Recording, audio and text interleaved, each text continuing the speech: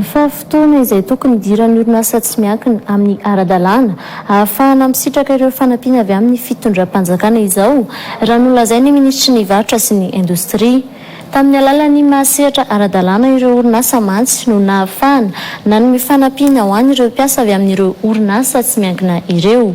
Ho an'ny androany, mpiasa tamin'ny orinasa afakaba iray teny Ambatomaro miisa 550 sy mpiasa miisa 540 teny Varotra Tanimora no misitraka ny fampindramam-bola averina izay efa nahazo fankatoavana avy amin'ny CNAPS ny antota-taratasy.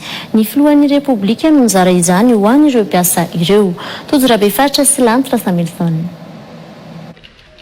manana hatramin'ny faran'ny volana septambra ny orinasa tsy miankina ahafahana manomana ny fikarakarana ny antota-taratasy fidraman'ny mpiasa ao amin'ny vola anivon'ny CNAPS. 10 ny karama no tsy maintsy alaina amin'ny mpiasa isam-bolana manomboka ny janoary 2024 raha ny nambara ny filoham-pirenena androany. Izany no natao ho fianona ny etaetan'ny mpiasa tsy miankina hoy ny filoha. Amin'izao andro sarotra zao no mila mifampitsinjotsika.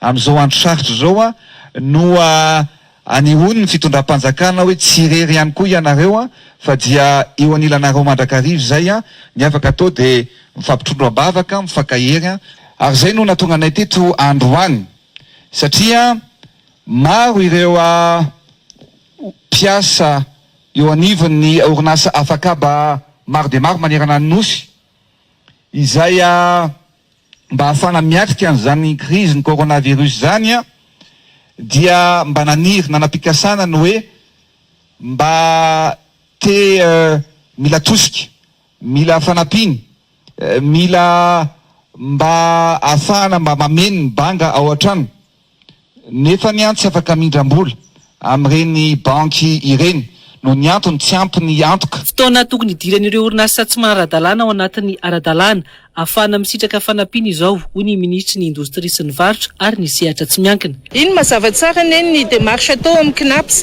Rehefa mazava tsara daholo ny déclaration, ny obligation patronale sy ny zavatra rehetra ny condition azahoana anazy tsisy fahasarotanana mihitsy le izy. Dia misy mazava tsara ny procédure amin'ny site web ny CNAPS. Ny orinasa akanjo ohatra zao dia nanao an'izay procédure zay nanoratra ny mpiasany tsisy hoe zavatra miafina ao anatin'izay fa mazava tsara ary fotoana mihitsy ary zao koa ahafahantsika zany mandrindra ny fanajana ny zon'ny mpiasa ao anatin'ny fananany an'izay cotisation ny amin'ny fitsinjovana ara-tsosialy zay dia ny orinasa zany amin'izao dia miezaka daholo ny mpampiasa ametraka amin'ny toerany amin'izay cotisation sy ny fandrindrana ny fandoavana an'izany mba ahafahan'ny mpiasa misitraka indrindra tia misehatra manara-drafitra zay tena toanantsika manokana amin'izao hetsika zao. Mpiasa miisa 374 alina moa no efa nahazo ny fankatoavana avy amin'ny CNAPS fa hisitraka ny fampindramam-bola avy amin'ny fitondram-panjakana hatramin'ny alahady lasa teo izay nanaova ny filoham-pirenena fanambarana.